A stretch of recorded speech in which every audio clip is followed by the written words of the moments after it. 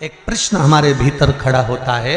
जब हम सूर्य नारायण भगवान को अर्घ देते हैं, जल चढ़ाते हैं, तो वो जल पृथ्वी पर जब गिरता है तो उसके छींटे हमारे शरीर पर लगते हैं। क्या वो ठीक है? क्या वो श्रेष्ठ है? तो शिव महापुराण की कथा कहती है, जब हम सूर्य को अर्घ देते हैं, सूर्य को जल चढ़ाते हैं, वो पानी जब पृथ्वी पर गिरता है, उसके छींटे हमारे शरीर पर लगते हैं, तो वो श्रेष्ठता का भाव निर्मित करते हैं। वो गलत नहीं हो सकता। कारण अब वो भी समझ लीजिए।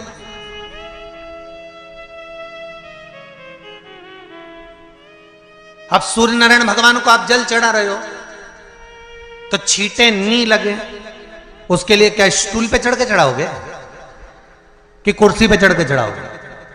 अरे बोलो तो सही। अब कई लोगों के दिमाग में यह बात भरा गई कि हम भगवान को जल चढ़ाते हैं, वो हमारे शरीर में छींटे लगते हैं, जमीन पे से पानी गिरता है, वो हमारे शरीर को छींटे लगते हैं, भगवान को अच्छा नहीं लगता होगा। कौन ने कहा? पहले तो उसको पकड़ के ला।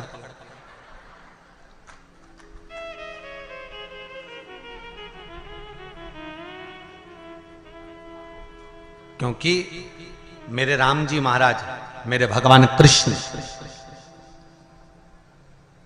बड़े बड़े संत, साधु, सन्यासी, तपस्वी, साधक, उपासक जितने भी हुए, जिन्होंने सूर्य की आराधना करी, इन्होंने टेबल पे चढ़कर या कुर्सी पे चढ़कर जल नहीं चढ़ाया। इन्होंने पृथ्वी पर खड़े होकर ही, क्योंकि पृथ्वी तत्व के देव हैं शिव।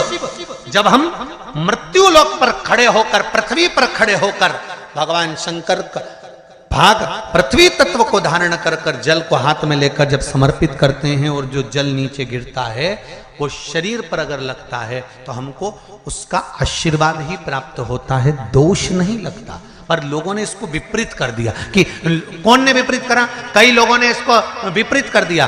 कौन ने विपरीत करा? तो जो दूसरे धर्म के लोग होते हैं, जिनको हिंदू धर्म से नफरत होती है और जो हिंदू धर्म की पूजन, सेवा, अर्चना को समाप्त करना चाहते हैं, वो धीरे धीरे धीरे धीरे कहने लगे कि सूर्य को जल चढ़ाओगे तो शरीर में लगेगा, शरीर में लगेगा तो दोष लगेगा। इसको कह कहकर घर घर में सूर्य को जल चढ़ाना लोगों ने बंद कर दिया कि आप जल चढ़ाएंगे तो दोष लगेगा, शरीर पे छींटा लगेगा, शरीर को ऐसा लगेगा।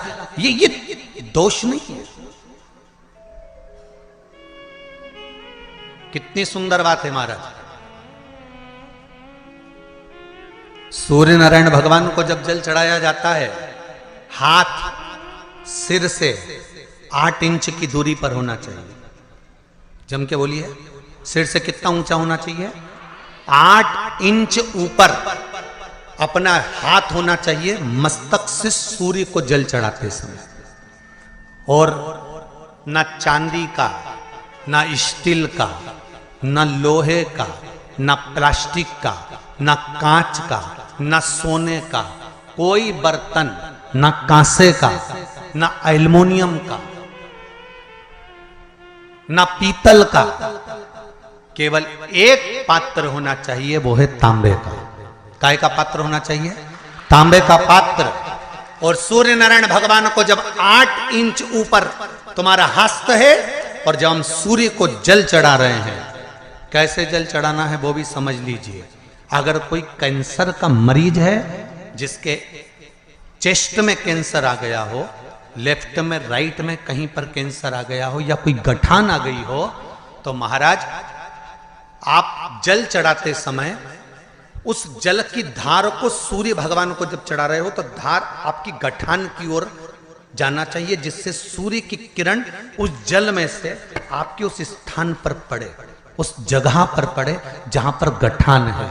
महाराज आप लगातार जल तो चढ़ाना चालू करो, अच्छे अच्छे डॉक्टर फेल हो जाएंगे और कह देंगे गठान ठीक हो गई।